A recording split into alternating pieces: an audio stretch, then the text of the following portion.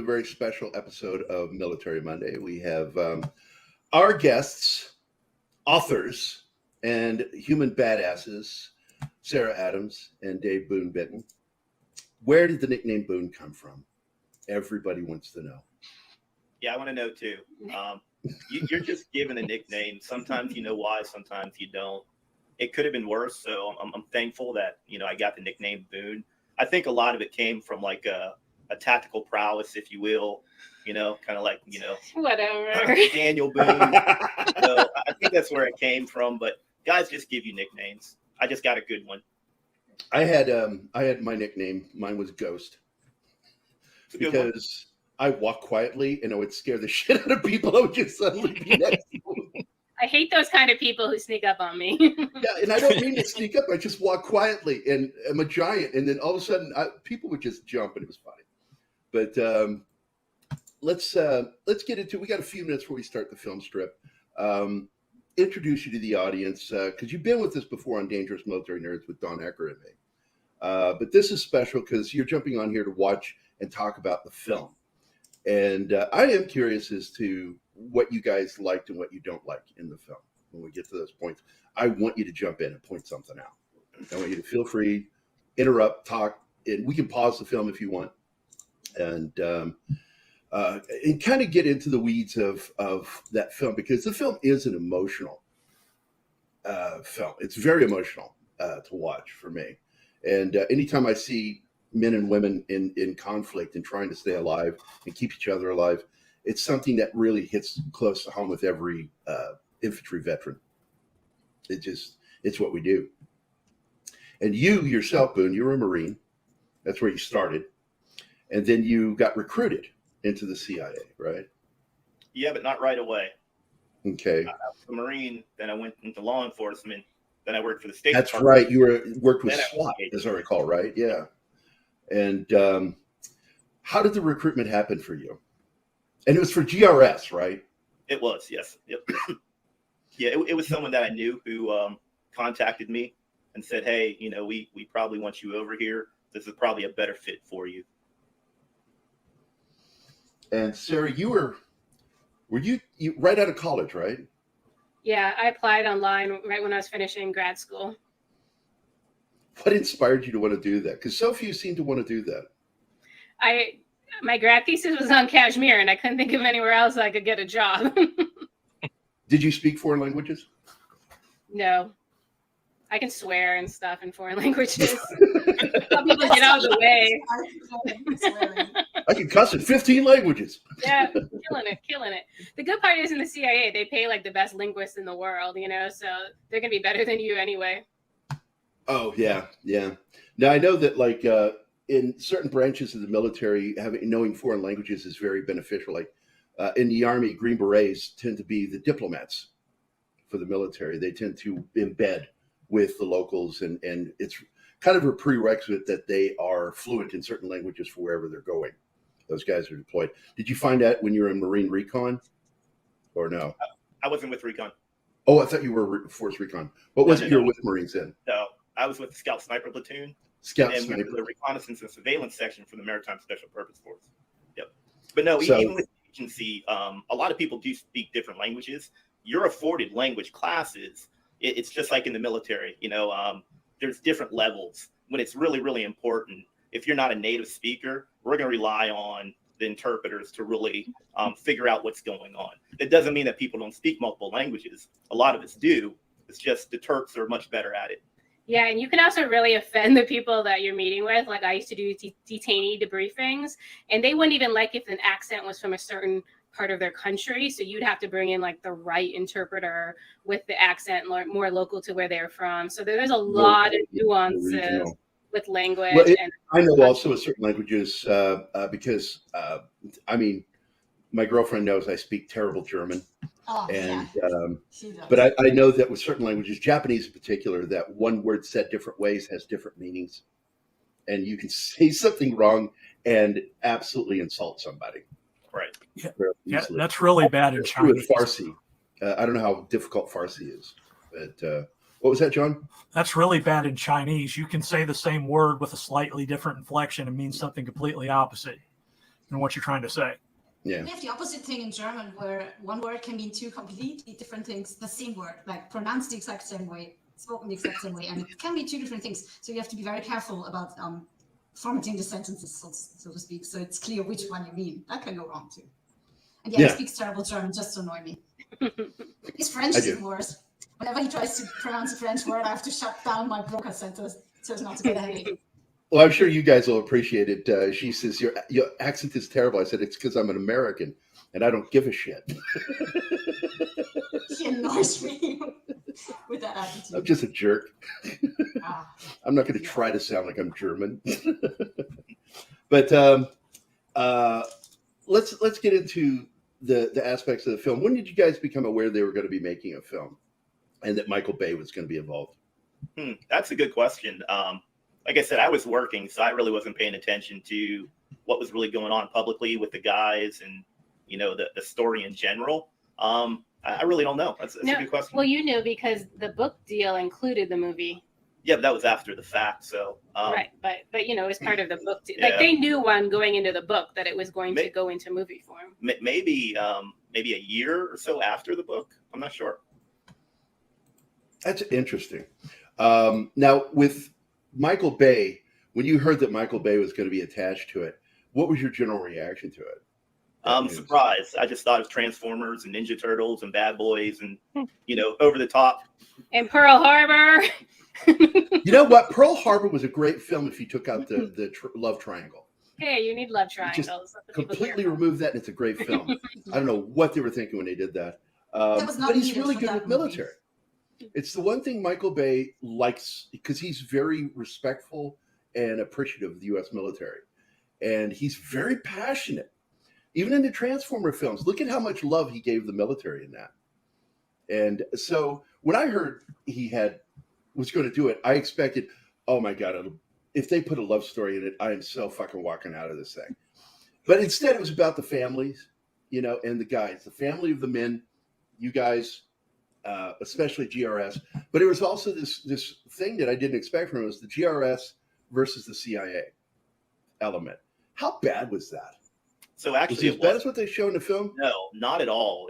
And that's one thing that I actually had a problem with. It's a misconception. So GRS is it because of Bob? Bob has certain personalities, yeah. But like we're a part of the CIA. It's not a separate thing. Like we don't have an issue. Yeah, I know they recruit you.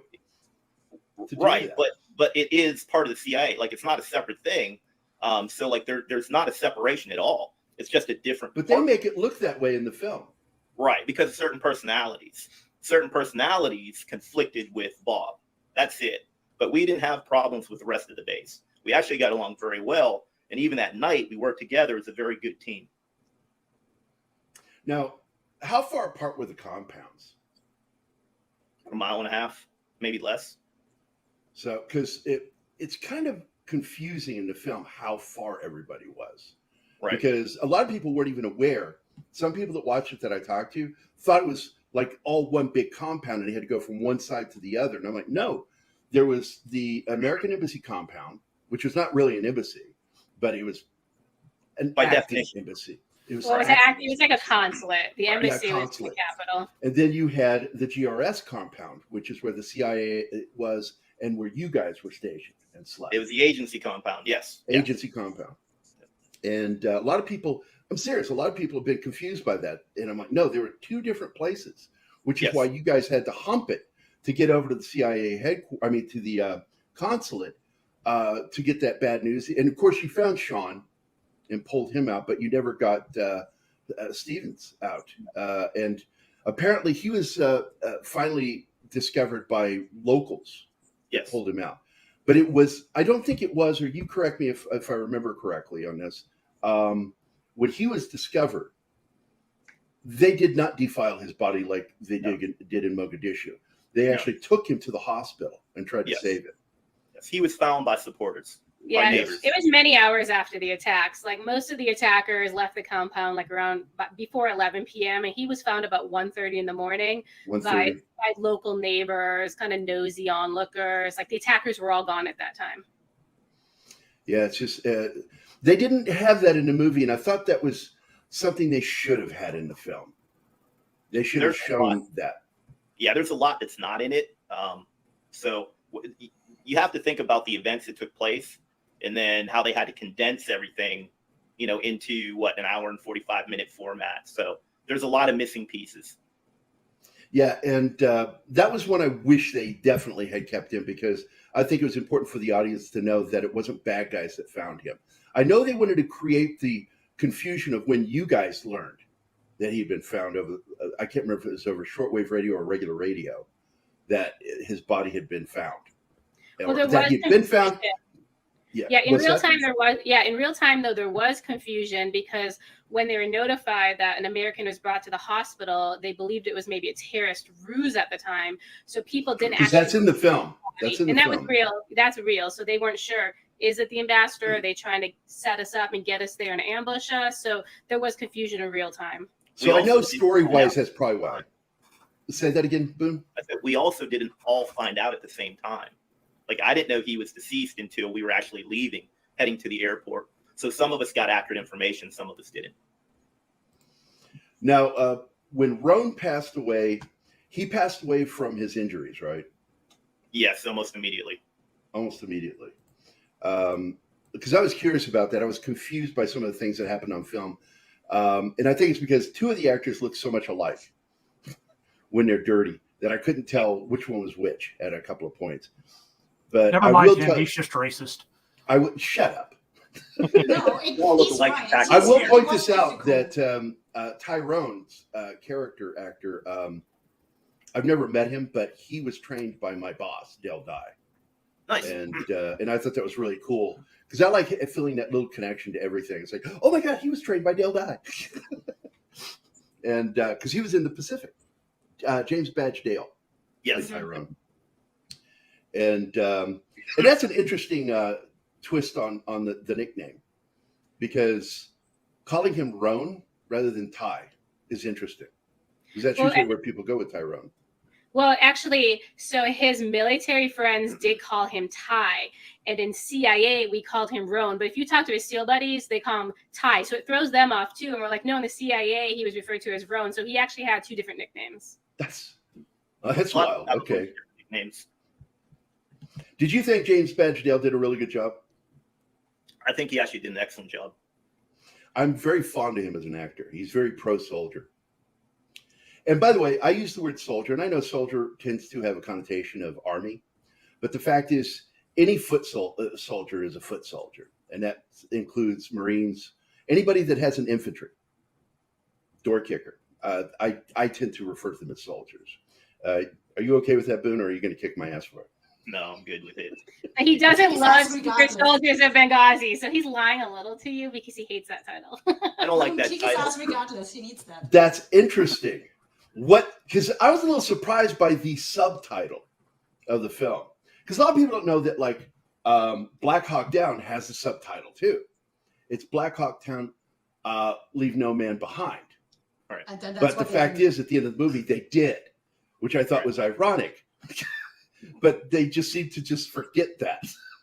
Didn't you make that the name of your film, and then you do? You know, all they do is like a little text about how they got back and got him out, but they should have shown it, like at least a tiny little scene in the end. Yeah, Anima's never really watched real military films until she met me, and she has a tough time watching them because she really gets caught up in the emotions of it, and she hates seeing soldiers suffer, and it's just so tough.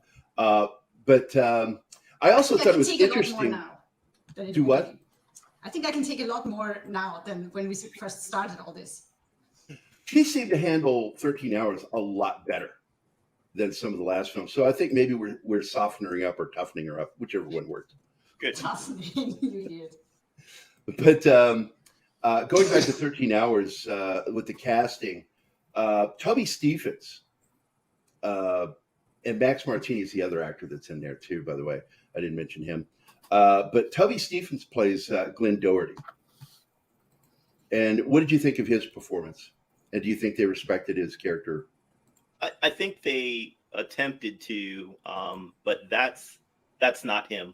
They didn't get that one right at all. At all? Yeah. No. I've only watched the movie once all the way through because the personalities are so off. I mean, you know, because they were all my friends, so I can't really watch them.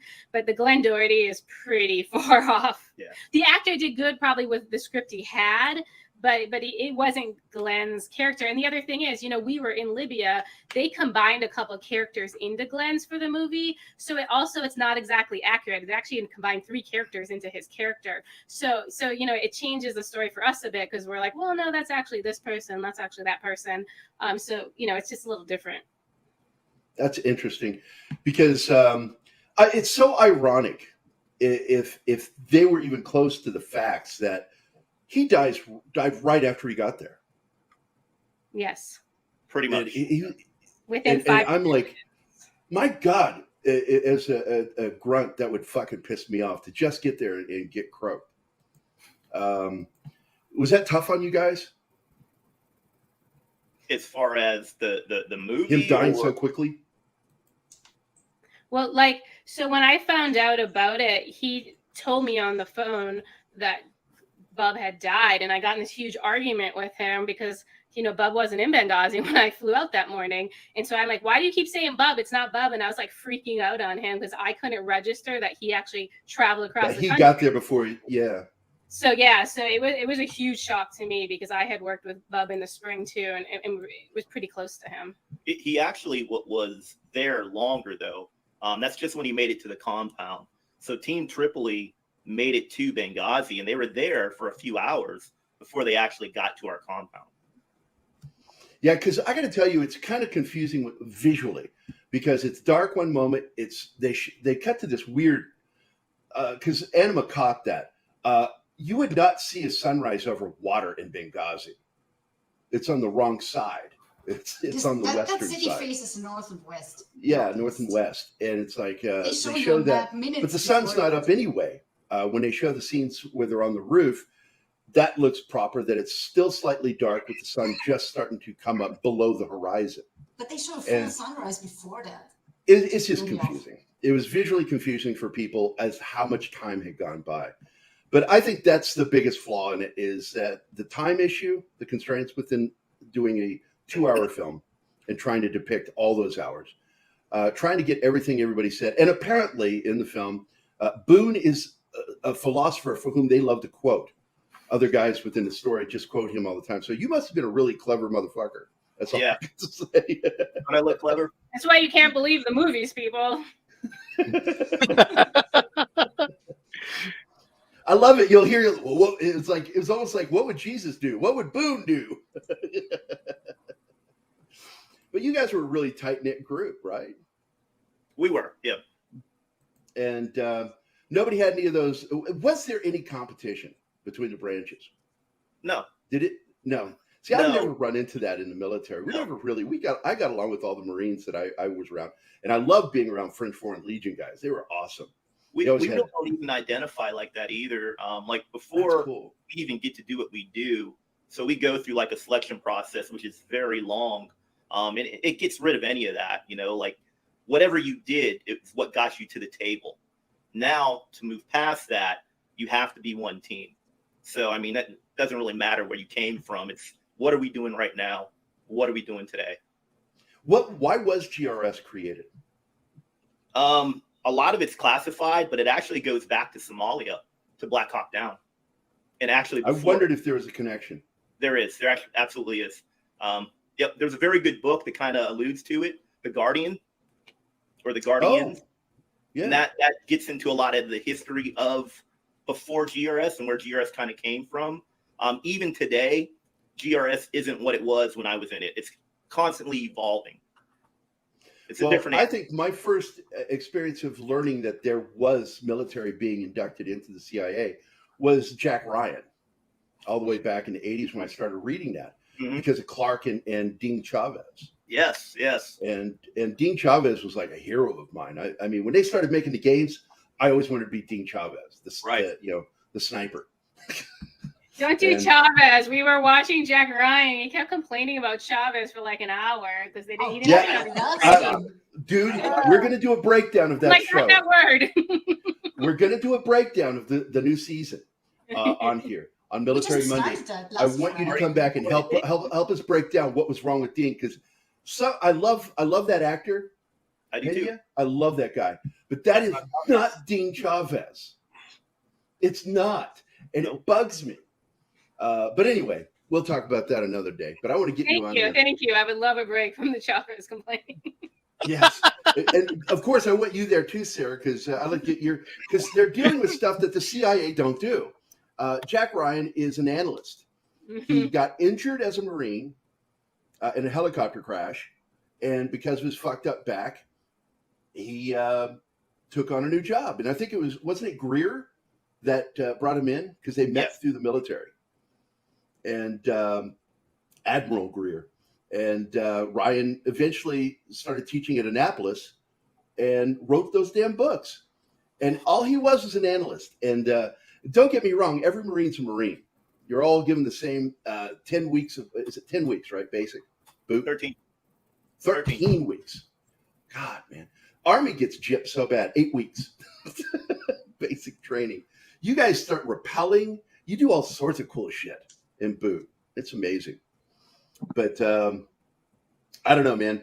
We'll have to do a breakdown and the problem, the Dean Chavez problem, as well as Clark, to be honest, because the rumor is they're saying that the version of Clark that Michael B. Jordan plays, they're trying to connect him into the Dean Chavez series. I don't think they can. I'm not happy with Clark either. Yeah, I didn't like it at all. So I just I think it's a mistake. I do enjoy Jack Ryan, but it's not Jack Ryan. It's a great show that doesn't do justice to the books or the characters of the books. And the current season is based loosely on Clear and Present Danger. They took elements from it, but they screw them around so much it's hard to identify it. But getting back to this, I guess we can go ahead and start the film strip. And here we go. Whee! I'm going to put us at the top. There's that Paramount logo. Same studio that was involved with all the Jack Ryan films, right? Wasn't that Paramount? I think so. I think it was. And we get the opening scroll to give us a preface to what we're about to see. What did you guys think of that opening? I kind of like the opening. Kind of set the tone. Again, you have a time constraint, so. By the way, what did you think of the casting of David Costabile as Bob? He did pretty good. He did pretty good as Bob, actually. I like that actor. I like Billions. He's a very good actor. He's very good at making you not like him. Yes. Yeah. He did a good job picking that guy.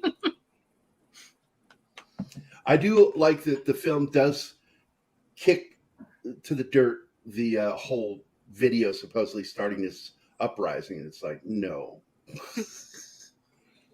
Never. That was all made up. After the fact. Yep. After, yeah. It didn't even go viral until like 3 days after the attacks because they kept talking about it, and then people were like, oh, we should go see what this video is about. And the reason why you guys know so much about that too is also so people that are watching the show know that you guys investigated the whole thing. Yes. And did your own. That's where the book came from. Benghazi, Know Thy Enemy. Correct. Which, by the way, I have a graphic right here. Boom. There it is. So available over on Amazon, guys. That's Boon over on the left. Obviously. And that is Sarah on the right. So you guys aren't confused. Sarah, pretty blonde on the right. Mean looking badass Boon on the left. Yeah. I know people get confused. All the time. And by the way, great picture of Boon being philosophical in the movie. Exactly. Yes. Very nice. Did you like him as you? I thought he did well for the limited information that he had. Yes. Because you never got to talk to him. Because you. We did. Well, after the fact. After though. Yeah. At one of the premieres, we actually got to meet him at an after party. Yeah. And that's when he made the joke. They made him gain a bunch of weight for the movie, and he was like, "You're not even fat." So it was really funny. Yeah, what was up with that? Why'd they do that to him? Tonto told them that Boon was really fat, and what did he gain? 20 or 30 pounds? Yeah, something like 20, 30 pounds. And then it wasn't accurate. It's just because Tonto's like so thin. I think everyone's fat to him. you got, oh my God. I used to run into guys like that because I'm a giant human being. You know, I'm 6'3", 220 pounds in the Army, but I only had about 10 to 13% body fat going in. And I kept getting called donut and fat body. And I'm like, fuck you, man. Big guy. So I think that's what it is that you're just a big guy. And so he thought you were fat. I'm not, though. I'm But actually he's a little not. guy. He's like barely 5'5". 5'7". And that guy's tall. Yeah, he's That 6'4". played you. He's a giant. The reason for that, though, Pablo Martinez is also like 6'3", 6'4". And Tonto Right. are pretty much like, he might be like an inch or two taller than I am. Or 3 So inches. they had to have the actors the same height. So that's why they picked him being so tall. Mm-hmm. Man. By the way, I was curious. This scene where they run into this situation, I know it's created for drama, Yes. but I don't recall anything actually happening like this when he got there. No, not when he got there. Something like that happened at a different time, but not when he was coming from the airport. No. Yeah. They and we just chose to put it there for dramatic purposes. I get you. Right. Yeah, they moved it to a different time. But like at the back of our book, we list those different incidents. So if anyone actually wants to go and see like the date of really happened and stuff, we included that.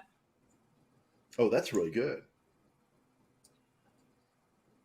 But these guys, who are these guys that are stopping them? I mean, I think it's probably an ancillary Sharia checkpoint. I think that's who they're alluding to. Because But later on in the film, this dude, as I recall right here, is the same dude that tries to stop the CIA guys that are trying to get out of there, and they take the wrong turn. Yeah, I makes think sense. that's the same dude that's at the hood of their car. That's one of the problems, though, and that's one of the problems there. You never really knew who was who. Oh, so that confusion actually was a problem there, knowing who was who, what faction. Oh yeah. You don't know. It's not like they're wearing like a uniform and it has like their militia or terrorist group name. You could roll down the street. It can be like an Ansel Sharia checkpoint. You go down that same street a week later, and it's Feb 17. Man. What did you think of what's his name here playing Jack, John Krasinski? He did a great job. He did very well. He's a lot like the real Jack. I got to tell you, I like him in the paramilitary stuff. He's so affable. He's perfect for movies and action stuff because he reminds me of a lot of the guys I served with. They don't look like action heroes. Mm-hmm. They just are. And of course, James Badgedale, man, I love this guy. I think Henry a part of Martini. What's Part of that? that too is like we grew up on Arnold Schwarzenegger, movies like Predator, Commando. So to us, we have this preconception that a tough guy is Arnold Schwarzenegger. Right. Hey, did you ever deliver any Arnold type lines? No. You never told some guy, stick around. After However, hacking I had now that we're talking about this, I have a question for Boon.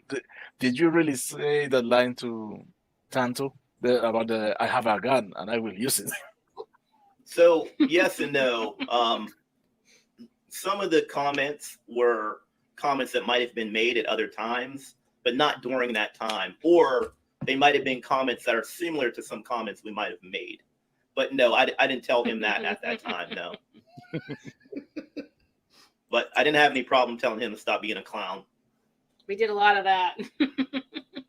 Was he somebody that got on your last nerve? No, he's actually very fun. Even in a bad situation, he's cracking jokes, having a good time. It's just like, sometimes you probably shouldn't be having fun.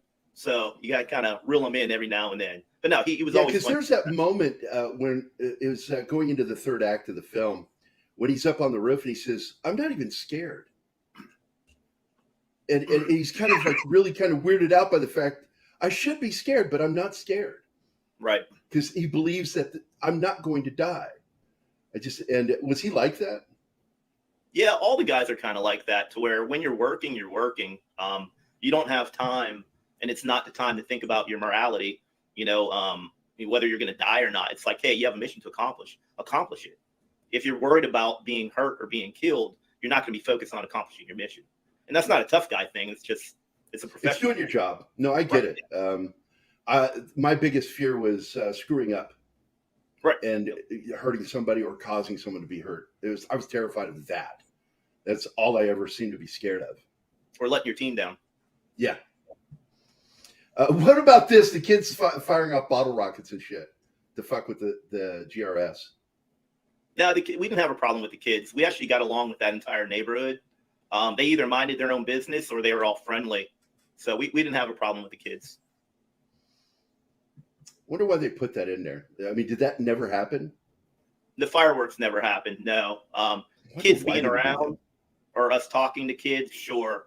But no, we never had an issue with them. Mm-mm. Now, you guys, according to this film, seem to be almost like babysitters. And they kind of make it a point to say that that's kind of what you guys are at one point. That instead of going out on ops, doing recon, you would be instead being sent to protect somebody. Is that pretty accurate, or is that something they did just for the film? Not accurate at all. I think they were trying to create that dissension between us and the COs, or us and Bob. I think that's what they were trying to create. Because he was the station chief. He was, yes. He was chief of base. Aren't they hiring locals to protect the embassy and stuff? No, we had nothing to do with the embassy. Nor do we. No, she was asking, did they not hire any locals? Oh, they did. They were local. Yeah, I thought that was local security guys and not the Marines protecting the embassies over there. Yeah, at the consulate there was 2 sets of like local guards contracted. So you didn't even have that job. No, that wasn't. That's so odd because anytime I think of something like that, I automatically think Marine Corps security. Me too. That's why I found it so odd when I found that out. So why was that? Why didn't they have Marines there? Actually, the MSG, the Marine Security Guards, they're there for internal security and to protect classified information. They're not really there to protect the compound. It's usually the host nation's responsibility to provide security. Yeah, and so the Benghazi consulate held no classified information, so you would never even have the Marines at that location. I think that confuses a lot of people. They're like, "Oh, all this classified." Well, because there's a moment later, Sarah, where that's brought up that we're here to destroy classified information. Remember that scene? It's in the film. It is, Yeah, but that's in the compound. That was at the CIA compound. right. Yeah. But did you guys have classified info there? Yeah, CIA does. Okay. But the Marines would be at a consulate with classified info, and that consulate did not have any. Did not have any.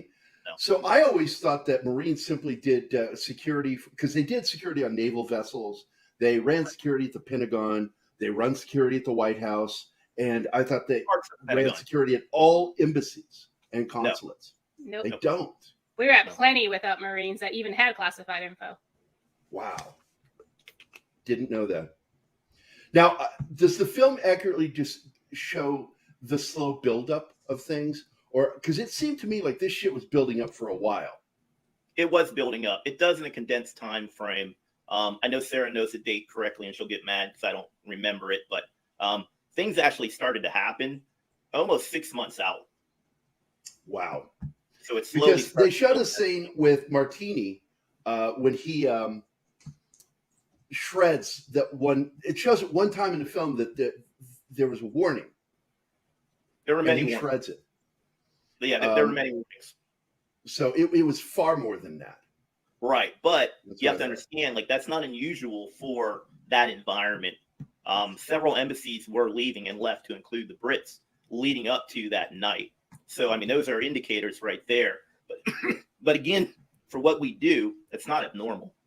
Yeah. Yeah, it's not the question if shit goes down, it's when, right? Yes.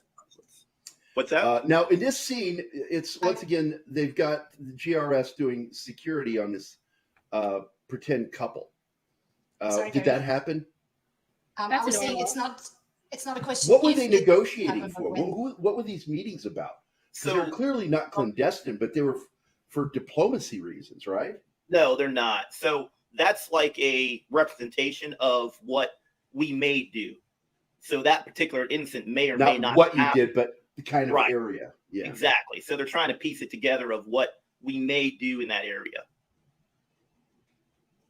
And the CIA at the time was collecting a bunch of political information because you can imagine that's what our policymakers are asking for, right? Like, who is going to be leading Libya? Who's in power? Who's going to be coming into Congress, et cetera? So we were getting mostly political questions to answer at the time.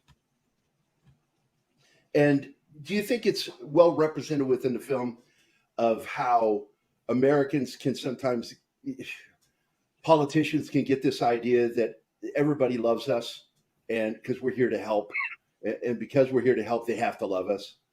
Oh, sure. That's been our mistake forever. I mean, name a conflict we've been in, and that's been our mistake. Yeah.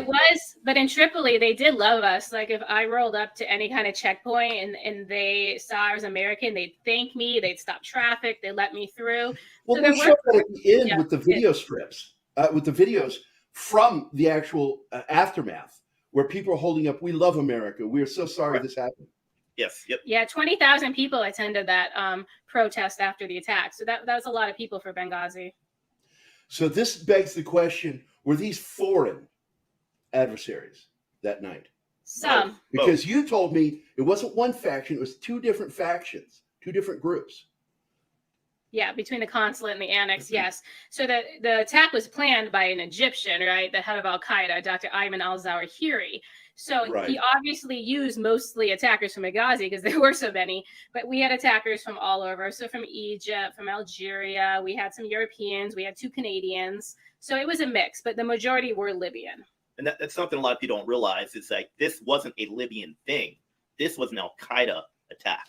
Yeah, this happened because it was an unknown factor at this point. And when you have an unknown factor in the Middle East, you can expect trouble. And we've seen it every single time. It's what happened with Iraq, because I would love to get into that with you guys, because I have my very personal beliefs of where the minute that they fired the military in Iraq, it created a whole new problem. And they never dealt with it. They just kept going with diplomacy. And diplomacy only works so far.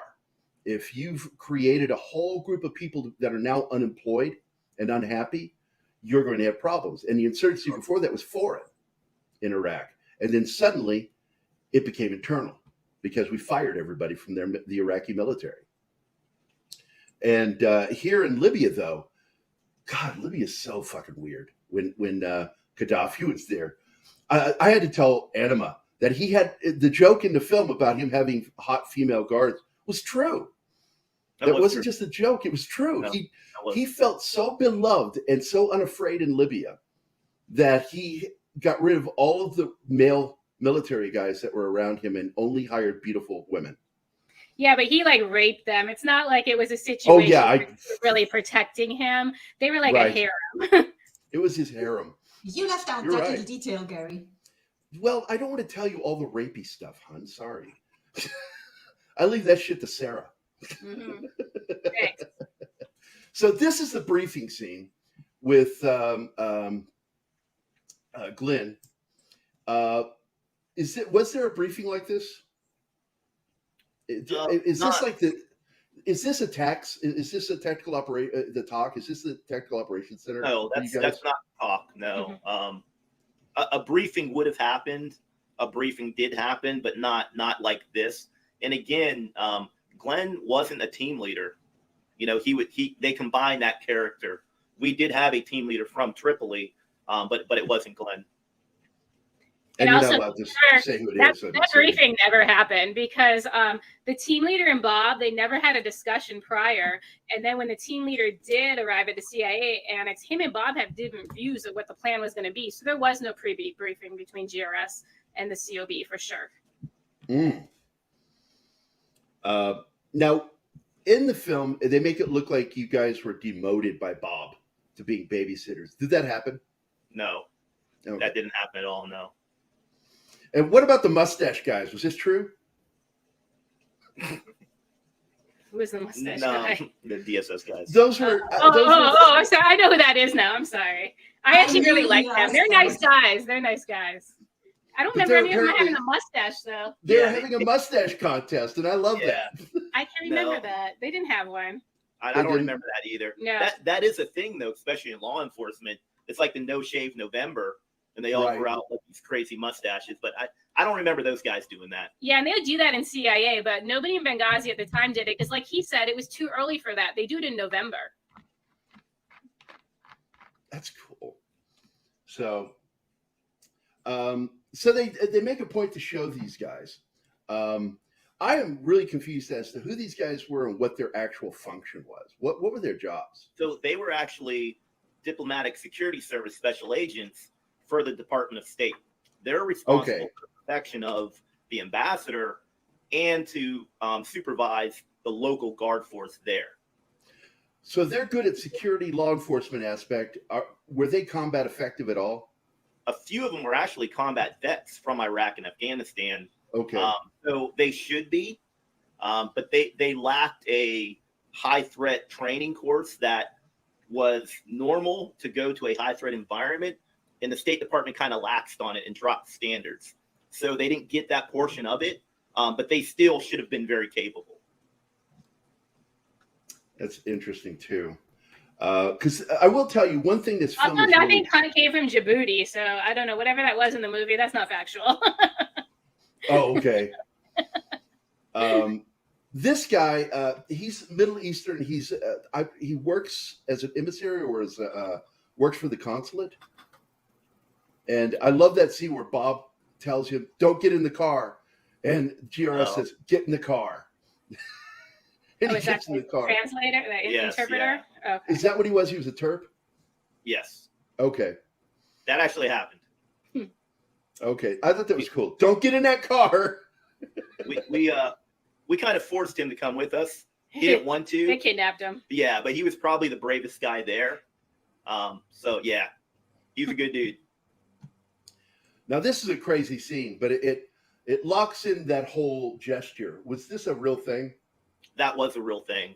That was a real thing to get through checkpoints, and it just kind of let us know, who we were dealing with. But that's all. I think they focus a lot on it, probably because of Tonto, because he's the one who did it all the time to everybody.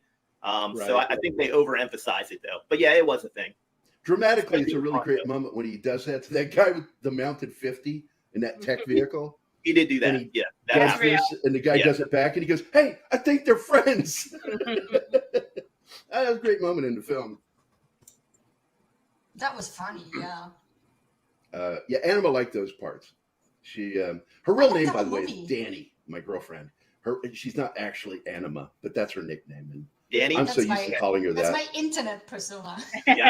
Internet persona. I love that, the way she talks. Let's call it a call sign. Call sign, yes. What did you take? By the way, if you don't know, that's Liev Schreiber's brother. No, I Liev know. Schreiber. That's his younger brother. Okay. And he's a really good actor. I think the only thing he's done that I don't like is Halo. Yeah, they don't him dirty They with that. destroyed Halo. Let's not talk about that. I can't hold it against him because I think he's a great actor. Do you think he did a good job with Tonto? I think he did do a good job with Tonto. Now, a few of the guys actually spent a lot of time with the actors, to include him and Tonto, where they hung out together and really got to know each other. So he got a good idea who the person was. Yeah, he nailed his mannerisms. Yeah. I also thought they did a good job casting Stevens. Mm, You didn't think so? yeah, I think they could have done better. They didn't do bad, but there was way more to Christopher Stevens than that. And he's not really in the movie, so you miss that part. And I think people sometimes they blame us for like not showing Stevens. We're like, we didn't have nothing to do with the movie. You Like, hate the movie? I know. We get that a lot from people, though. Like, I don't understand it, but yeah. The thing with Stevens is even this guy comes off and he's all like suited up and stuff, and that's not like Chris Stevens. He looks like a guy who I don't know, like walked out of any business. He didn't dress like a businessman. He was like kind of among the people kind of guy. Very, very comfortable in Benghazi. Yeah, not like the politician type like they showed in the movie. Interesting. Yeah. Well, like I said, before, I feel like we should have gotten something visually to tell us something about how he was found rather than. I understand they wanted to create that confusion for you guys, but they didn't need to do that for the audience. So I think it's a mistake not showing the locals helping and trying to save him. Were they helping though? Yeah, they were. Yes. They went in there to rescue him. Yeah, I Whoever was spoke to the tracking him. gentleman who went in, and what happened is he was basically outside of the compound, and he had been a member of like the Libyan army at the time, and so he had like a gun slung over his shoulder, and a man came out of the house and said, "Hey, you have a gun, come inside," because no one on the compound at the time had weapons. And so he went in and said, "I found a man," and he was like on the side of the bed on the ground. And so they carried him out. And then you see a video of this, like on the internet. So they carry him out to the front porch and then they lay him down. And then they all say Allah Akbar because they think they saved his life and that he's alive. Then they start carrying him to the car. And that's the pictures you see. And then a neighbor sees that and then they come. And the neighbor takes Stevens and puts him in the car. And he knows Stevens personally. And he brings Stevens to the hospital. And where they pronounced him dead on arrival because he'd probably succumb to that smoke pretty quickly. Yes, Yeah. he did. And it's just depressing. 4 people dead that shouldn't have died. Nobody should have died in that incident. And you did a terrific job, both of you, investigating, who's to blame. And it's a failure on so many levels, but it's also, we have a lot of hand wringers in the military right now in command positions that just don't do their jobs. And they're people never die held because of it. accountable. And they're never held accountable. It's frustrating. And and that's my favorite use, by the way, is hand wringers. I've met them all the time. People who are afraid to make decisions. I hated General Schwarzkopf because he was one of those officers that needed to have his hand held on every decision. None of us in the Army at the time, because I met him a couple times. I didn't like him. I never liked Schwarzkopf. I like guys that take command and I'll deal with being wrong later. Now, family, this is something else. The access here to being able to contact home must have been something better than what a lot of guys get. Did you guys have instant contact with home, mobile devices, shit like that? Oh, absolutely. Yeah. Yeah, we can That's contact great. anyone, anywhere in the world. Sure. Because I know sometimes that shit's tight, but I know that like at Fob Liberty, because I had a few friends that were at Fob Liberty, they told me how they were able to internet home and video chat with their family. Yeah, we did too. It was the era of Skype. We all had Skype. Yep. Yeah, I'm like, my God, that is so much better than what we had. But I love the scene when I don't know if that really happened that way, but she's pregnant and the daughter outs her when they're video chatting. So, because I don't ask very many questions about this guy, but what did you think of him, coming over, Jack Silva coming over last minute? The story seems to center around him, even though Boon really is kind of a leading character in the film. I'm actually not. Jack probably was my favorite. I'm happy they Yeah. centered around him. They really focused on Jack and Tonto, and those are two actors that spent a lot of time with the families.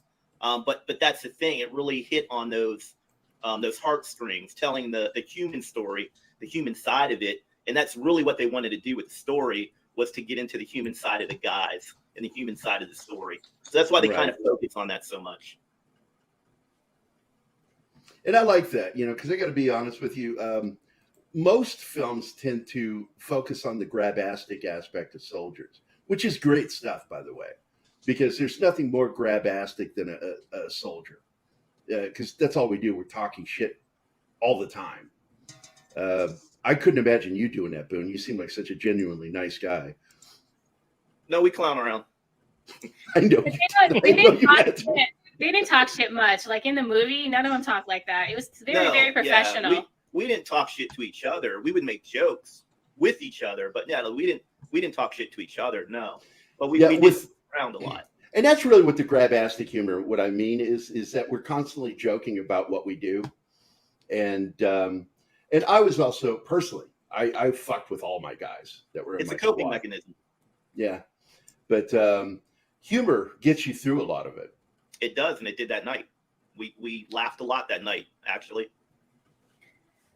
The thing we made fun of the most is like Tig ran this like ecosystem in our pool, and he spent a lot of time on it. And it was like, I don't even know. It was like, yeah, he had like a whole little mini Earth in the pool. It was very strange. What was that about? I think maybe because it was dirty and he thought he could make things like grow in it. I don't even know what started. I think it was just something for him to do to take his mind off of work when he wasn't working. When he was in the gym. Keep him busy. Yeah. Did you guys have a good workout room? It was outside, first off, so it wasn't a room. Yeah. Prison. It was a prison. I would work out outside there? No, that's a bad idea. But in Tripoli, we had a very nice gym. Yeah, those guys in Tripoli got it good. When it comes to things like that, though, we're actually pretty spoiled. We usually get good accommodations as far as workout equipment goes. And you don't want a good gym. Like in Tripoli, Tana worked with me, and he wore the shortest shorts ever. Like the gym wasn't enjoyable. Like 80s gym class shorts? No, like his first ones issued when he was like 18 in the military, and they still have not fallen apart. He's talking about the silkies, the razor pants. They're kind of like Daisy Dukes of the military. Yes. Oh, way shorter than Daisy Dukes. I'm like, you should not be wearing that in public. Oh my God. So big question here is with CIA command, was there also a problem with the breakdown of communication? Well, one of the issues is when the attacks kicked off, Bob never called CIA to tell him there was an attack. So finally, like 25 minutes later, when GRS left on their own, the communications officer said, "Hey, Bob, did you ever call CIA?" And he's like, "Oh, no." So they called CIA 30 minutes into the attack. So when they called, then the CIA headquarters said, "Okay, did you send help?" And they said, "Yes, they're gone." And that's the breakdown. So our CIA headquarters thought, "Oh my God, attack happened. We sent help." And that was miscommunicated for many months. Now, was that a miscommunication or was that intentional to say it that way to cover somebody's ass? I think it was him not thinking because he was incompetent. Yeah, and Bob doesn't like to play in the neighborhood or share, you know what I mean? Like it's his base, his thing. I don't think he would have cared to share with anyone. He's just not that type. It's all about him. Well, it's very strange. As I recall, Bob got him. By the way, we don't know what his last name is. It's going to be withheld probably forever. He hated the fact that he was made to look like a shitheel. And he was given a special. It made him nicer in the movie. You think? Oh, they were good to him in the movie. He was way worse than that. And I really hate him because of the movie. But I found out more reading later, different reports, even before your book, that he was a real shitheel to the team. Well, I actually got along with him pretty good. Yeah, but you thought he was incompetent. I don't know what that means, but we actually got along well. But there was no doubt I did think he was incompetent. And Boon's lying. We actually had an entire chapter of our book on Bob, and the only reason it's not in there is my mom thought it was too mean. But there's plenty that Bob did wrong. You have to understand. So there's like professional competency as a leader, which he didn't have. And then there's the person, like Bob as a man, as a person, I got along with, you know, like I had no problem talking to him. But we're in a professional environment. We're at the CIA Annex. And that's where Boon gets confused. Like, you got to rely on your CIA people to do their jobs. And just because Bob is a nice guy at dinner time does not mean that you get to give him a pass on failing at everything else. He doesn't get a pass. Now, as the base chief, though, he was your senior commander, right? Well, yes and we don't have commanders. Right. He's a senior boss. It's his base. It's his base. Right, but it doesn't mean he has complete control over us. Because they showed that the minute the conflict happened, and I think it's right here, isn't it? Is this it? It might be later, but I think it's before they leave. Yeah, Max tells him this isn't you anymore. This is my op now. Well, yeah, he actually can't tell us no. He really doesn't have that authority. But he doesn't know that. We have to justify it, and he doesn't realize that. But yeah, when it comes to operations, he doesn't have authority over us. We actually fall under a different directorate, but it is his base. So anything we do have to justify it. Well, people get confused by that. And just to explain it, like from my own personal experience, I was doing site support for an air show as a combat medic. I had my ambulance there and I had my team there. And we were all doing site support. If anybody got hurt, we were there for them. And I had a full bird colonel come up to me and tell me I needed to go up a pole, climb a pole. And I'm just looking at him like, what the fuck are you saying to me? And I was really confused. And I said, I need to explain something to you, sir. See this medical caduceus I have? You don't have one of those, so you're not in charge of me. I answered to only the most senior medical officer. Do you have one of those? No? Then I'm in charge of you. And the answer is no, I'm not going to climb up a pole for whatever fucking reason you have. And people are like, you can do that in the military? And I'm like, yeah. It's like, especially if you're medical, you don't answer to hardly anybody other than medical people or medical officers. So I get how that works with the, with him being, because he's the base chief, right? And he's the boss over that entire base. Yes. But that's only on what's going on in that base. He doesn't control what's going on that has to go outside the base, which is what your guys do. He actually does. No, he has control of that as well. It's different. It's separated by directorate, and we're separate for a reason. It's so that we can be autonomous when it comes to times of crisis and act on our own in our best interest of everyone's safety. Which is what came into play with this. Exactly, right. But overall, he is the boss. He's the boss, but he can't tell you no. Well, we have to just. Boon says that, but if you go to any COB or CRS in the CIA, they will tell you they think they can tell GRS no. So that's a disconnect between what they think and what GRS thinks. But on paper, he's not supposed to be able to, but they do. Yeah, they believe they can, but on paper, they don't have the authority to do it. Now, like I said, there's consequences. When we tell him no, we have to justify it. You better back it up and show why. Right, yeah. Got you. So, I mean, we cohabitate. We don't say no if we don't have to. That is interesting. Yes. Oh, here's that moment where he tells him you're not clear to go, and he goes. I love that. It's there's great little comical moments in this film. And I don't know how real or accurate they were, but I still love them. There was a lot of comedy. Now, there's a moment later when they're on foot, and I can't remember what was going on. It might have been when you're heading towards the consulate, and you pass a bunch of guys that are eye-fucking you when you went by them. And clearly, I mean, I know when somebody's looking at me with ill intent. I can tell. I know you can too. We're all trained to see that shit in people's eyes. And God, man. There's a moment where it sounds like what's his name? Jack Silva tells the 2 or 3 locals that are running with you guys. What were they? Were they militia? What were they? Were they real? They were real. That's actually Tonto and I. They were real. I don't know who they belong to. Well, Sarah might. We have a guess. Yeah, we do have a guess. At the time, I had no idea. I didn't want them with us. So what was your guess? So we think they're a group called the Al Zawiya Martyrs Brigade. They ended up linking up later on with the Libyan National Army run by General Haftar, but we're pretty sure that's who linked up with them last night because it was the one group we identified in the vicinity of the attacks, but they weren't terrorists and they were anti-Islamists, so they're the most likely people who joined them. Well, there's that moment when they walk by and those guys eye fuck them when they're walking by, and one of the characters turns to them and says, "Are they with you? Are they with you?" And he goes, "No." And I could swear it sounded like he said, "Go back and kill them." I don't know. I don't think anyone said that. If they attack, kill them. That definitely wouldn't have happened. What's that? That definitely wouldn't have happened, even if it does say that in the movie. We don't just kill people if we're looking at us funny, or we would kill a lot of people. Well, yeah, because they looked at him sideways when they were walking by. No, but I think what Martin said is probably more what he said is that if they come after us, you kill them. Okay. And I think that Martin's right on that because I may have misheard it because it happened so quickly and I couldn't go back. Yes, I have the advantage to be watching with subtitles. So subtitles, there you go. Smart. If you hear bad, you still can read it good, right?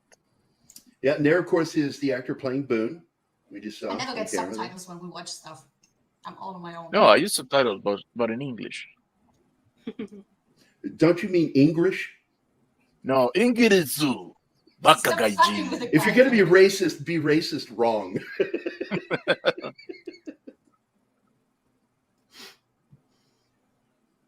What did you think of the combat scenes in the film? They did well, especially for Michael Bay. They did pretty well. You know, again, a lot of things were condensed for time, but I think they did very well.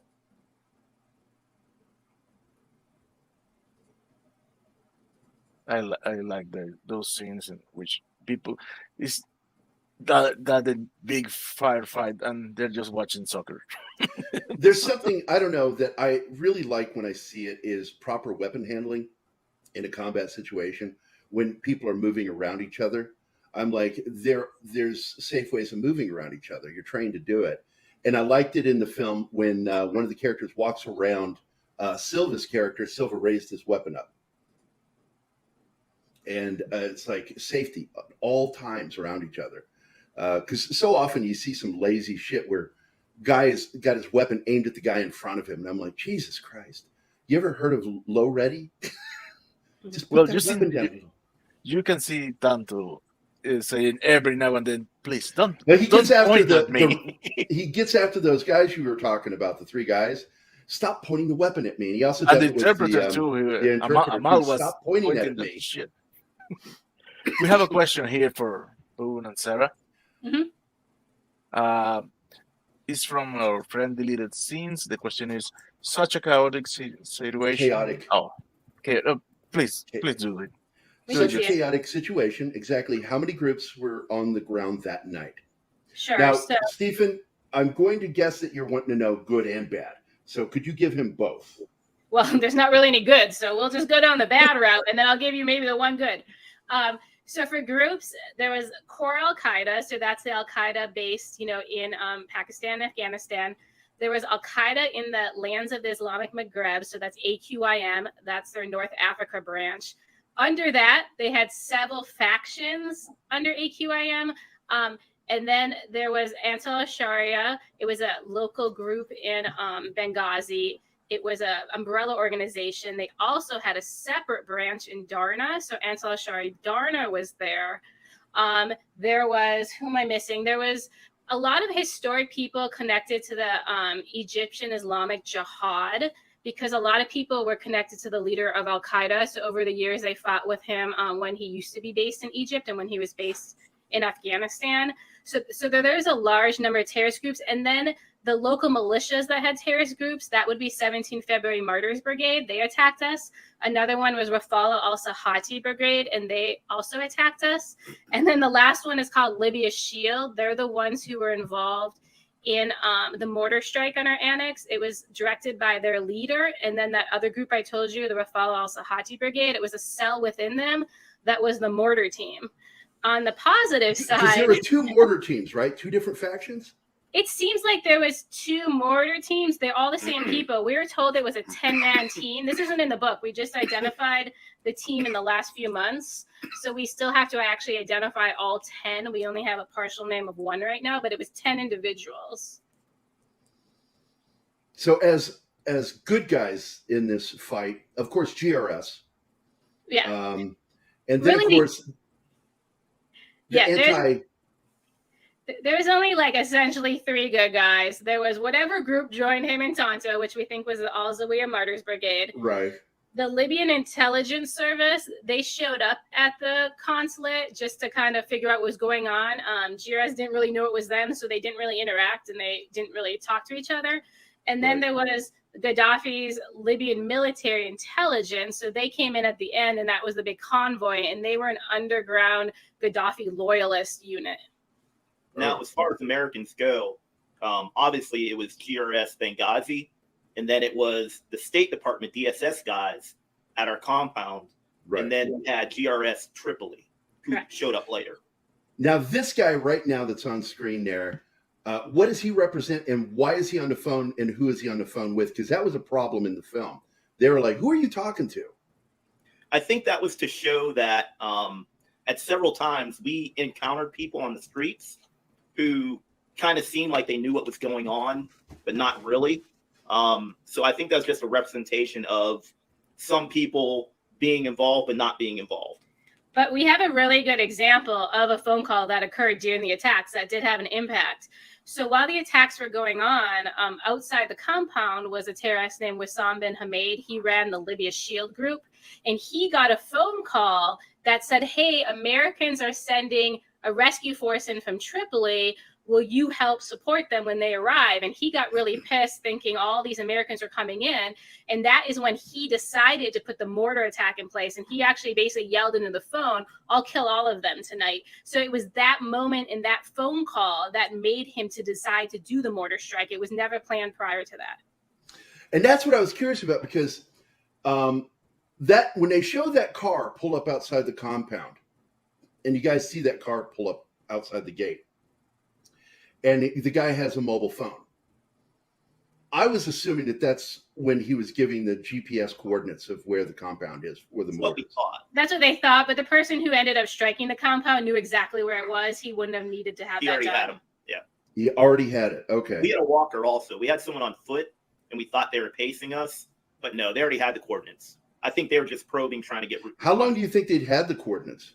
Oh, a long time. These senior militants called it Bob's house. So it was well known to all of the players in this, the leaders of 17 Feb, Libya Shield, Rafal al-Sahati. They all knew exactly where the compound was, since it probably was there since the beginning. By the way, this is an interesting line right here. Is it just a ploy to draw people in for the real attack? Was that something you guys were thinking might be happening? So no, what we were concerned of was a counterattack. So we didn't think that we were being drawn in for another attack, but we were concerned about them being reinforced and there being a counterattack.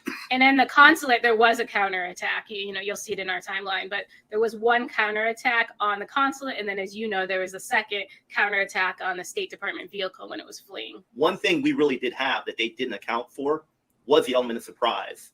Like, they knew of the DSS guys. They didn't know of GRS. They didn't know what we were.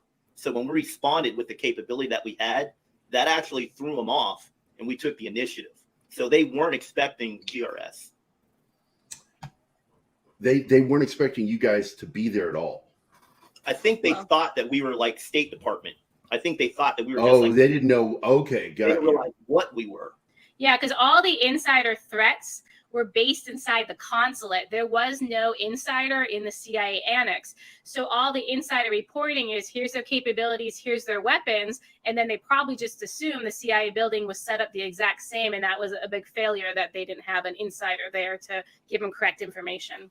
No one would ever see our weapon systems or what we did like that. That's not something we did in public. So you would never see our weapons. You would never see our gear until we needed to use it. Right. And of course, that's for cover purposes, to make sure that nobody knows what you are. Right. You want to be the least amount of being noticed as possible. And having weapons out really gets attention. Yes. Now, there's a moment in this scene where a guy comes running out from behind bushes and stuff. The two dudes, and it looks like his fingers and hands have been blown off. And there's a reference in there that, were you guys going to plant a bomb and get blown up by your own shit, did you? Was that something that really happened that night? So yes and no. A lot of that is them trying to get the mannerisms of Tonto just talking, because he does that a lot. He'll say crazy shit, and he's just sorting through stuff in his mind. But he says stuff out loud. He processes it out loud. I know people like that. Right. But that did happen to where that was part of the counterattack, to where when they counterattacked the consulate, one of the locals did lose his hand. And then that started the counterattack. There was an explosion.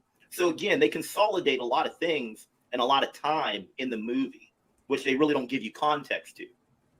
Which there's a great moment, and it just shows how quick you guys were on your feet if this really happened. When they brought in that bus with the, looked like a 200-pound bomb. It looked like unexploded ordnance that had been never dropped or whatever. And because it was clearly meant to be dropped. It was kind of that kind of bomb. And and you guys lit it up, and then blew up the ordnance in the bus and killing everybody in there. Did that incident happen with the bus and that bomb? No, the bus No. didn't happen. They, sorry, they did try to breach the back gate. They did try to breach it with explosives, but there was no bus. That's, again, stuff thrown in for dramatic purposes. Gotcha. The bus, yes, but they did try to breach the back gate. Yes, they did try to. And did you guys really refer to that one area of the field as the zombie walkers area? That's Zombie great. Land. Yeah. Zombieland. Yes. Because I was such who gave it that name? Was that you, Boon? Because somebody had to be a nerd to say that. No, that actually was passed Before on to you. me. That was before I got there. Oh, So that was that's long. interesting. But in Because it CIA, really looks like zombies when they're walking along in there in the dark. yeah, but in CIA we have this ongoing joke. We use the Rule 1 cardio from like the Zombieland movie, and that's likely where it came from because we make the joke all the time. Rule 1 cardio, like everyone says that in CIA. I just said it to him like 2 once days again, ago. there are nerds. Yes. Nerds. A lot of movie references. Yes, Rule 1 Love that cardio is shit. very important in the CIA. What was up with this guy? Tonto told him, or Silva told him, turn left, and he goes right. So, excuse me. Sorry. So he was actually one of the DSS guys who was badly wounded. He had smoke inhalation. He was actually inside with the ambassador and Sean Smith. So he shouldn't have been driving, first of all. So he didn't have his mental faculties together. We were counterattacked. They were under fire. And we told them, hey, don't go right, go left. Left the way that we came. We knew we had what we assumed was some type of friendly checkpoint left, but we knew that there were enemy forces to the right. And that's why we told them not to go right. In the confusion of the counterattack, there's rounds coming in, hitting the armored vehicle, which I was actually using for cover at the time before they left. He just panicked. And again, mentally, physically, he shouldn't have been driving. He panicked, he went right instead of left, and they went right into an ambush. Also, I think he saw like persons or something to the left too that made part of that decision in real time. I forget exactly what he said when he made him nervous and forgot what he was told. Then he diverted, right? Because he was like, well, maybe this is better. So, and there still could have been bad guys at the time to the left, even when they went a little later. People were moving around at all times. Remember, we had 150 attackers. So there is a lot of bodies in that small area within those blocks around that consulate. Man. Now, Max Martini plays Oz. What do you think? Do you think he did a good job in his role? Yeah, he actually nailed Oz to the point to where it's hard to tell if that's really Oz or if that's Max Martini. Yeah, he's so Oz. And because that freaked Anima out when he gets hit by that mortar and it blew off his arm, but it's still hanging there. But the combat medic in me laughed when Silva tells him to stop fucking with it because he keeps touching that was it. actually I Tig. laugh about that too when he tells him to stop fucking What's around that? with man. Oh, that was Tig. Yeah, I so told him that's to stop fucking with it. all that actually happened, but that's something they changed in the movie. So everything that Silva did on the roof in the movie was actually Tig in real life. Oh. They wanted that personal connection with him and Roan because they went to Buds together, they talked together, they were SEALs together. But that was actually Tig up there, and Tig did say that. And Oz actually was trying to put his arm back on. Yeah, because it would be the first thing I would say, stop fucking with that. And I just laughed because I thought that's what a medic would say. That shit looked nasty. That's just horrible. Yeah, and here we are. We're moving into what would be considered the third act of the film. It's hard to believe it, that really the battle starts during the second act. Usually they save that for the third act in a film or in a TV show. They put it right smack dab in the middle of Act 2, and because it is a long, intense fight. How many hours was that? It was from dusk till dawn, right? So the whole thing from beginning to end is 13 hours. But that's everything. Just like the title. Yeah. Right. Yeah. And that's where the title came from. That doesn't mean we were fighting for 13 hours. Oh, no. Yeah, I tell people. Fighting is less than 2 hours, I think, if you add it all up. I'd have to look at the times. But yeah, it's definitely not over 2 hours of fighting the entire time. When I did the research and I wrote the screenplay for the first draft, Dale Dyer wrote the second draft. of City of Fire, the Battle for Mosul. It's unproduced. It was supposed to be produced by Northern Iraq. Kurdistan was going to produce the film, and then they collapsed, and so the movie never got made. But I remember in the research of that oh crap! I lost my train of thought. Fuck! I had a brain fart, Boon. We did have a question. We What's did have that? a question. We had a question. It was Silver a real character? He just is the only one that hasn't basically rolled back his cover or come out of cover. So he's staying in the fake name of Jack Silva, and he's not. Even though he pretty much retired, right? He's just living with his family now, living his life. Yeah, I mean, he left the agency. I mean, he still, works for a living. He was young, but yeah, he left the agency, but he's still undercover. That's interesting. Well, I'm sure I wouldn't, I'm surprised Boon came out, He had to. I mean, did you just feel comfortable with it? You didn't feel threatened? No, I still don't feel comfortable with it. It was circumstances, especially once I stopped working for the agency. I kind of had to. So it's just the nature of the business I was in. But yeah, if I had it my way, I never would have come out. I don't feel comfortable even saying I came out. Because it doesn't sound right. No, it doesn't. You're out and proud, man. Yeah, here I am. So Silva is still staying under. Was Silva his real name? No, that's just a name for the book because he's undercover, so they Cover can't name. legally Gotcha. use his real name. Yeah. Because I thought it was funny in the film when he gets introduced as her husband, Jack, and he goes, "That's my real name." And I just laughed at that. But in fact, they probably didn't use his name at all. Okay. This guy that was the cook in the film that was armed at the embassy, was he a Marine too? I think I saw he was either Navy or Marine. I don't remember. The cook was awesome. I mean, he probably was did awesome. something really cool when he was young because he was good at everything. Yeah, I don't remember what branch he was with, but he was very, very willing to step up and fight. He was ready. We kind of had to hold him back a little bit. It's like, all right, we don't need you here. He's also the best cook in the universe. Oh, he's so amazing if he cook. wants to come move in with me, call me. He was amazing. That's outstanding. That is outstanding. Did you guys have really good food there? We did amazing food. The State Department had horrible food. So So the embassy had terrible food, but your compound had great food. yeah, when we say he was a cook, that was his job. Like he was a professional chef. That's what he was hired for, even though he was willing to fight. Well, I like that scene where he's in the kitchen and he backs into the walk-in and he's making noise and he panics a little bit. That was great. I like that scene. But once we get to the roof, this is pretty much where we're headed towards now, right? In the film, a majority of the fight took place on the roof. Is that correct? At the consulate, we were barely on the roof. Over at the annex, we were on the roof the entire time until we left. Entire time. I'm trying to see where we're at in the film right now because we got cars amassing east side. Yeah, so they're at the annex, That's the annex. and then they're talking about what they're seeing outside the annex around the different roadways. Now that's you, right? Or the actor playing you, looking out with that. Either me or What is Odd. that? What rifle is that? I didn't catch it.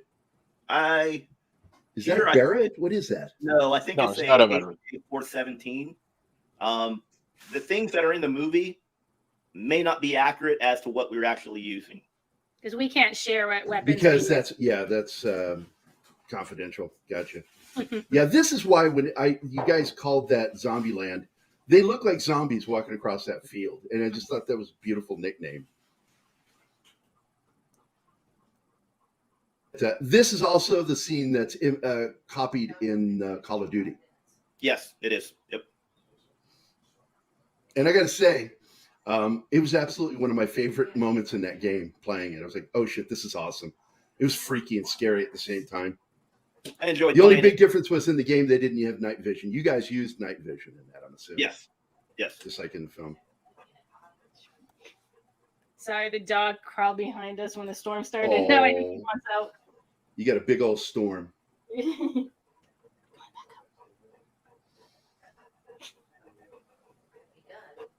By the way, when I did Code Word Geronimo for IDW, and we sent the pages off to be colored by a company in Spain, and they sent it back, they put the glow on the external lenses, the green glow.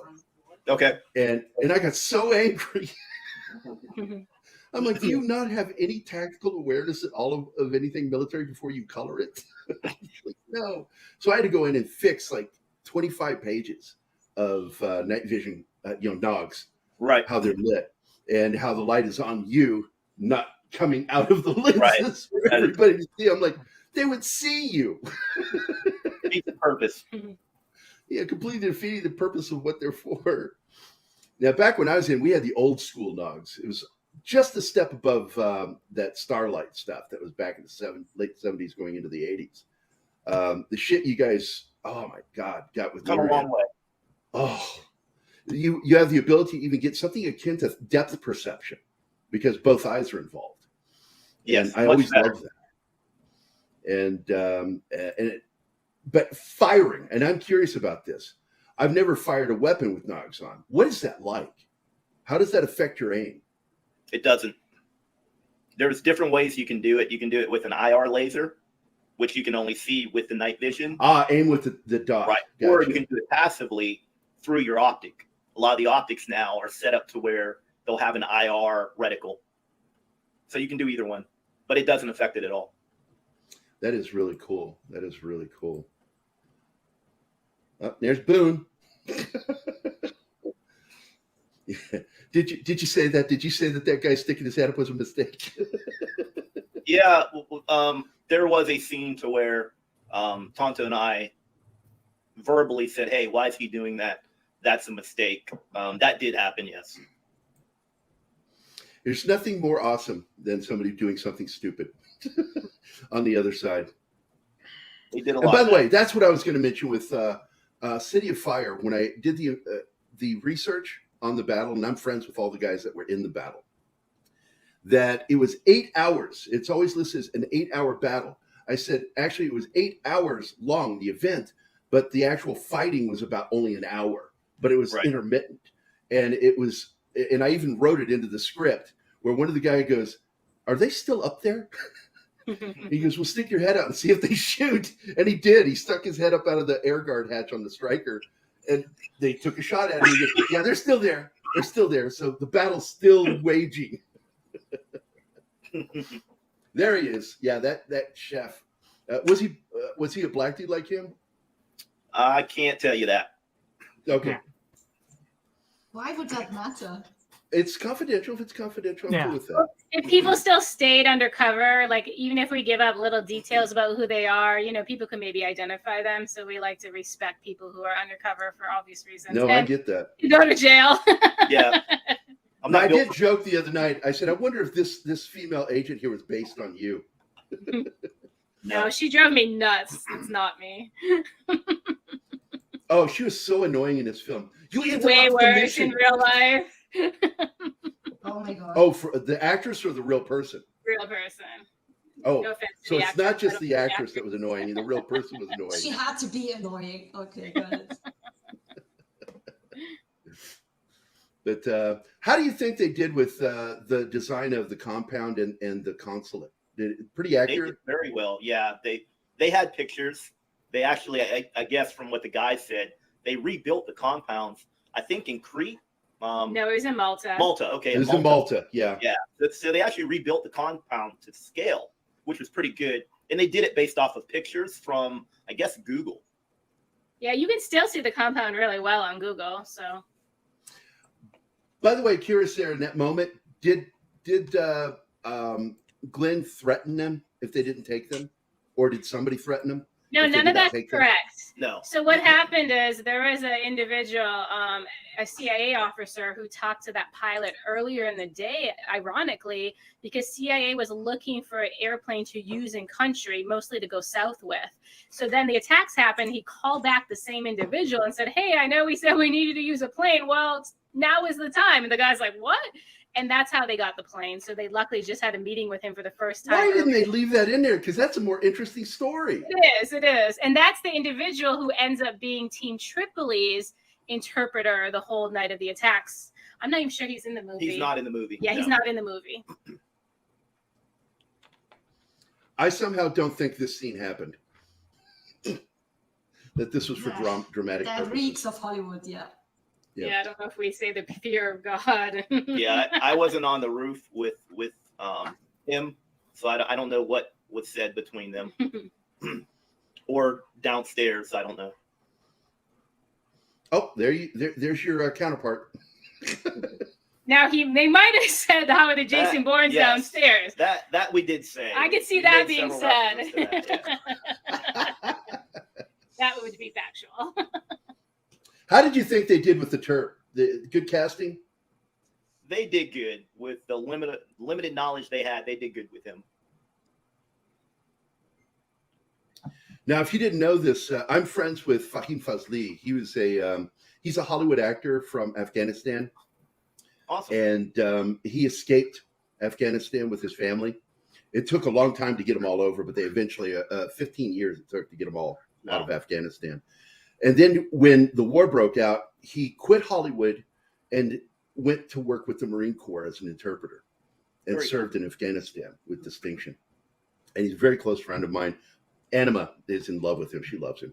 Yeah. And the first time he ever called me, because I did the artwork for his biography, and I did the book cover, and he goes, "Hey, boss." I love that. I'm like, dude, don't call me boss. I work for you. But he's been in a lot of films, and I was really surprised he's not in this movie. Yeah, he plays a lot of Taliban and stuff. He always plays Taliban or Afghani soldiers.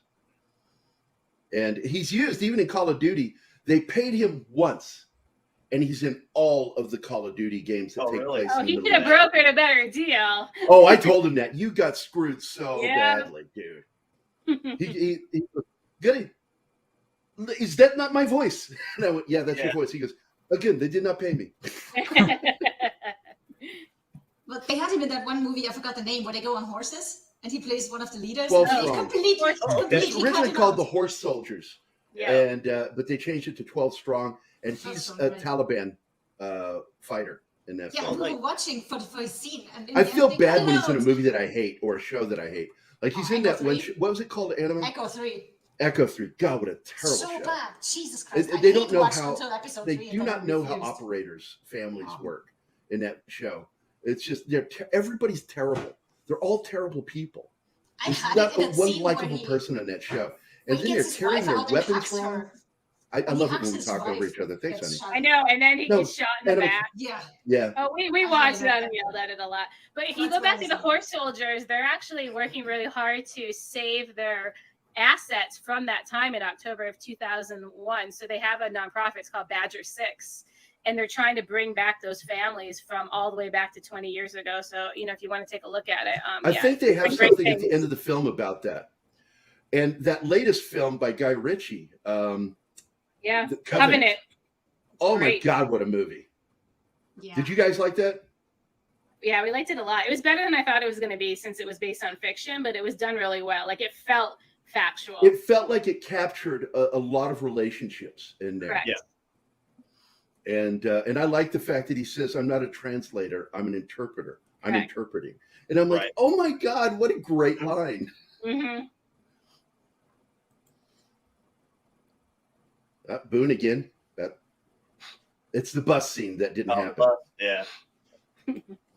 But I got to tell you, that's a cool scene because everybody lights that thing up and it explodes. So many tracers going into it.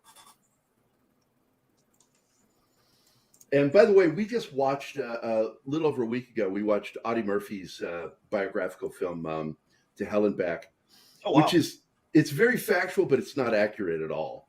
And which must have been tough on him playing himself in the movie and having to see Hollywoodize it. Right. But I said, I would like to go back with my knowledge of special effects and add tracers to every classic great war film, just so it would be just a little more believable. And I tell people, I said, you don't know what it's like until you have tracers flying at you and away from you. Right. To feel an intense a pucker moment. So just to touch on the scene you just saw, that didn't happen to where they're talking to the military. The military had no orders to go to Benghazi at all, ever. And especially they had no orders to fly. They never even talked about sending fighter jets. So for her yelling in the phone. Yeah, who was talking to them? Because that's brought up in the news. It was brought up in the news too. Did anybody talk to them? Well, there was discussions, but the only thing the CIA ever asked for is for a medevac, and their boss called it off partial of the way through the night. So CIA didn't ask for those resources. And then when the DOD did put an end hour in place and say, we're going to deploy X, Y, and Z assets, they were only to be deployed to Tripoli. So there was never any asset going to Benghazi during planning that night. So all that's actually not factual. So all this right here is fiction. She never said this. No. Gotcha. Nope. That's interesting. That is interesting. Imagine that. Did have communication, but it wasn't any of them. There was a lot of communication going on. Like there's a lot involved. It just wasn't that, and it wasn't to them. Correct. Imagine that, a Hollywood movie getting something wrong. No well, way. A lot of people get that wrong, though, in general. Like, I was in a Twitter argument with someone the other day about saying that there was never fighter jets planned. And then they're like, how do you know? It's like, oh, my gosh, I give up. So a lot of people don't really know what happened. And then there's a lot of misinformation when it comes to Benghazi, unfortunately. And there's a lot of kind of stolen honor people, to be honest, who are the problem, right? They'll say, oh, we were going and my commander turned us around. And it's like, especially a lot of pilots. It's like, guys, there was no order to send any. We had people from Afghanistan saying they were in the air and got turned around. Like, there's a lot of people trying to associate with Benghazi, which causes more of a mess, as you can imagine, and more conspiracy theories. And it's a huge problem. No, I bet. Those people who want to cling on and get some notice. And it's funny, the word that popped into my head is notoriety. But notoriety, of course, is negative notice. And in the end, that's really what it becomes. Mm-hmm. They wanted to get notice, but they got notoriety. Yeah. Good grief, man. So this scene is Tig and him talking, right? In real life? Yes, that would be. Yes, at this point, yeah. And like you said, they changed that because they were SEAL teammates, and right. They wanted to reinforce that in the film. I get it. Right.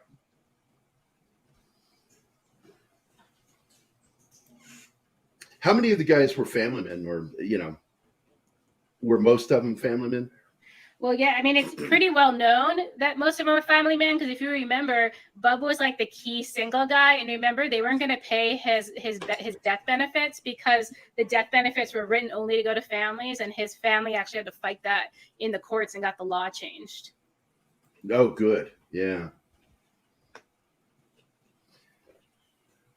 Because it's, the family who has to bury him it counts too, even if it's not children and a wife. Correct. And they pay a lot of money for that insurance that they're forced to sign up for GRS, and then to have them basically not paying out. It was almost a scam. Did you guys have a scene sort of like this on the roof, you and Tonto? Yes. Tonto and I talked a lot. I mean, we all did, throughout the night, whether it was laughing, joking, but not somber like this. It wasn't somber at all. That never happened. I got to tell you, in this scene, your character, the character based on you here, looks like he's chilling on a porch. Well, instead of like, Tonto looks still high energy. We were chilling in lawn chairs, and we're sitting down in the lawn chairs. One, because we're relaxing, but two, the barricade that protects us is right above our heads. So if you sit in a lawn chair, you're undercover. Okay. By the way, I saw them, the big steel plates that they would put up on the roof before firing. Was that something that you moved into place every time you would shift fire? No. So without going into detail, those positions were pre-planned and prepared for an assault.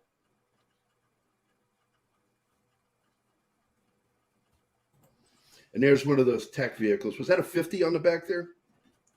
Usually, I don't think it was a 50. It might have been a Dishka, which is the equivalent to a 50, 12.7, something like that. 12.7. Yeah. Yeah, but it wasn't on my Deuce. It wasn't an M2. It was the local variant, which I think was a Dishka. Yeah, it was like Don Ecker was talking about how he had experienced while in Vietnam. A helicopter had 2 mounted 50s on it, a Huey. And I'm like, I bet that was a nightmare ride. That's crazy. Yeah. Here's that scene where the guy's outside there. So what was going on with this guy? So In this the was car with during the one of the phone. wolves. And we had a vehicle come down and they turned around. We also had someone on foot walking around the perimeter. And that's when we thought they were pacing us. But like we said, okay, yeah. Later on we found out, that no, they were just kind of probing, trying to get reconnaissance. They already had the coordinates. And people are really just nosy. reporting back where you guys were is what they were doing. Right. Yeah. Yeah, and people are really nosy. Remember, even like right after terrorists left the consulate, like all the locals started going in to see what was going on. It's like different cultures, when we serve like in Pakistan, like if something happened, all the locals come to see what's going on. They don't like stay away for their safety. It's like different cultures, You also have to realize that we're in the Yeah. middle of a suburban neighborhood. Mm-hmm. By the way, here's that shot of the sunrise, Right.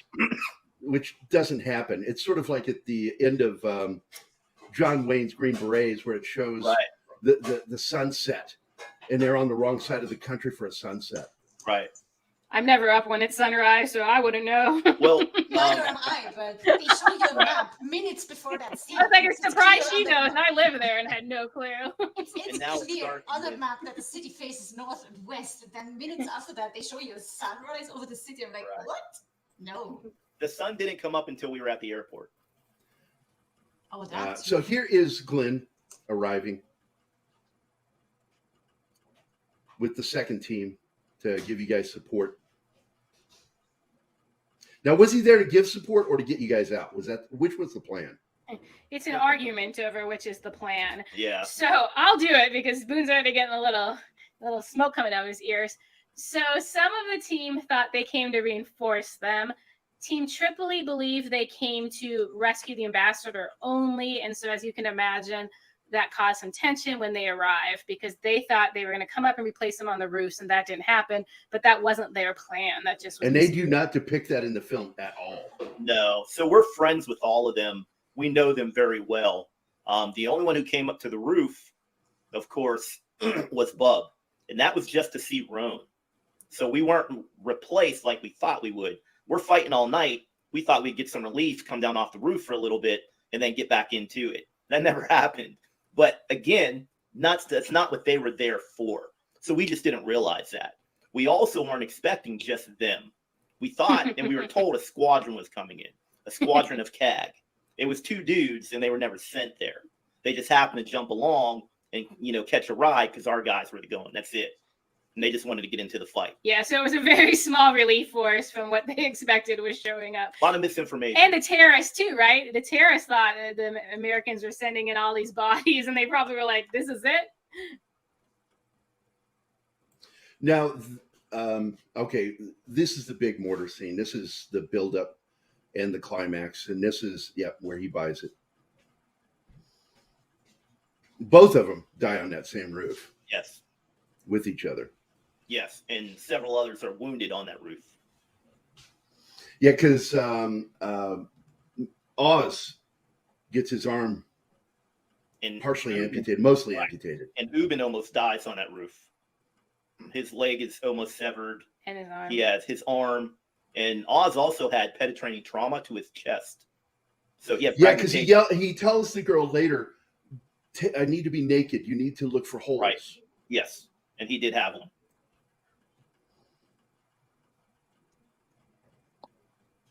And actually, Ubin started to flatline on the way to the airport. It was one of our GRS guys who had advanced medical training who actually kept him alive on the way to the airport and on the airplane on the way back to Tripoli. Yeah, I unfortunately, think I read that Silva, or was it Tig, that was a paramedic in real life too? One of them was. No, Roan was a nurse, but Bub and Roan were our two medics who were both killed. Now, all of us have advanced medical training. Yeah, but- because almost every combat effective person is a basic medic now. Right. That's why they went from 91 Bravo in the Army to 68 Whiskey, Right. because we're more med surge now. Right. Because I was trained to do field surgery, but now 68 Whiskey is even more advanced than that. And every soldier is basically a medic now. Infantry. Medicine's come a long way. Yeah, they at least get TCCC at least. Yep. But after the events of this, and I mean, did it calm down at the end?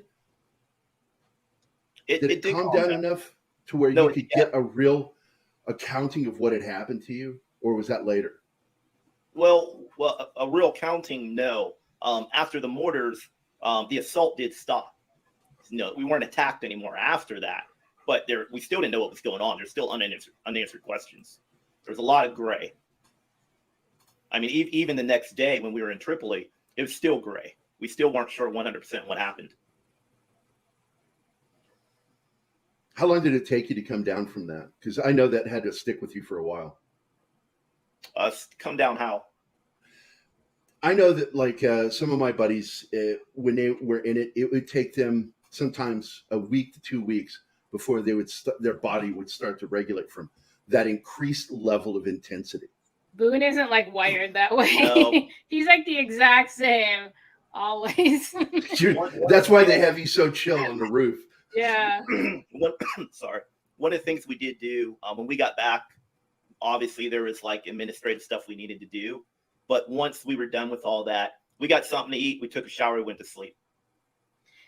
Yeah, and then like even just a little story, when they finally got released from prison in Germany and he went back to DC, he calls me like really late at night. You know, I'm still in Libya. I'm in Tripoli. And it says, hey, it's like 11 p.m. here. I need to know where I can go buy some clothes. And what are you talking about? He's like, I got blood on my jeans and my shoes and I got to go into the CIA tomorrow. And I was like, how do you still have blood? It's been over a week. So, yeah, I told him to go to Walmart. So. And where was this at? Where were you guys at? And you said prison. Yeah, why prison? Why did you say prison? And where was this? When we left Tripoli, we were taken to a military base in Germany. We were held at that military base in Germany for a week while the current administration had their little talk shows and their dog and pony show.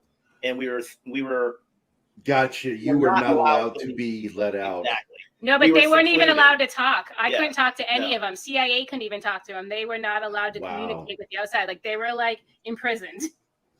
Wow. We were in Clear those hotels. politics at play there, my friend. Yes. Yep. Wow. Oh, man. So how long were you there? 2 weeks, you said? It was probably about a week we were actually there.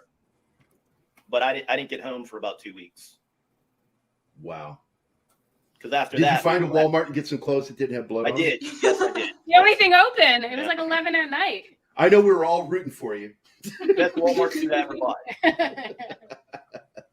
Thanks to Walmart. By the way, they have a scene when they some of the guys from the other team drop Glenn's body off the roof. Or I'm not sure was that Glenn or if that was Roan, but they dropped the body and you saw Tonto get pissed. Right. Jack. Did that happen? It was Jack. It was actually Tig and Jack who were upset. Tonto wouldn't have saw that from the position he was in, although he was upset also. I didn't have a problem with it, and I hear two different stories. I could see, but I was probably about 30 yards away, so I couldn't see in detail. The two CAD guys were trying to get the two bodies off the roof as fast as they possibly could And so in they case don't of another attack. Now, from their version, they lowered the bodies down. Right. They've lied about it right. after the fact. From Tig's version, they kicked them off the roof. Now, this is going to sound bad, and me and the guys disagree on this. I don't have a problem with it in context. It's get the body off the roof, and then after the fact, those two CAD guys treated the bodies with nothing but respect. So I didn't have an issue with it. Because you didn't know if more mortars were coming. It actually is amazing so few were shot. So, you know, there were plenty more that could have been coming. Yeah, it's an incredible story, man. And we're at the end of the film now. We're in the aftermath, and was it this bad? What they're showing here with all the dead? We don't know. We didn't stick around to find out. There weren't bodies laying all over. I can tell you that. There weren't. No. Was that because anybody that was killed was taken away, or what? Well, one, it was dark. Two, I mean, like, people don't just like leave bodies laying around like that. Three, I don't know if we killed that many people. Yeah, because you remember, like, I don't know if you remember the movie, but when they finally get to the consulate and Tig shoots the, what was it? 40 millimeter. 40 millimeter gun, that scares the terrorists. And if you watch the videos, they all run off. So the first assault, there's hardly any terrorists there. Then there's that little one before, the vehicle leaves, and there's some shooting. But the interesting part then is they weren't exactly sure if they were shooting at friendlies then. So even though there was a gunfight, it's not like they were exactly like super focused, like, oh my God, these are terrorists, take them out. They're like, oh my gosh, is this like the 17th Feb rescue force coming for us? We so were there was very some selective. hesitancy. Yeah, we were very selective. We didn't just open up and They start didn't shooting just kill everybody. every random person around. They had to have a gun, and they had to be shooting at us for us to shoot back. Is what you're saying. One mortar team actually fired at Tonto and I, and we actually let them fire that mortar at us before we fired back, because there was a house that had those kids who lived behind them. So we didn't just open up and go, cyclic rake. We were very, very precise on who we fired on and how many rounds we actually fired. That's yeah. Well, conscientious warriors, man. Because so often, because I was just talking about the fog of war, and how one of the aspects of the fog of war are those really the bad guys that we just lit up? Right.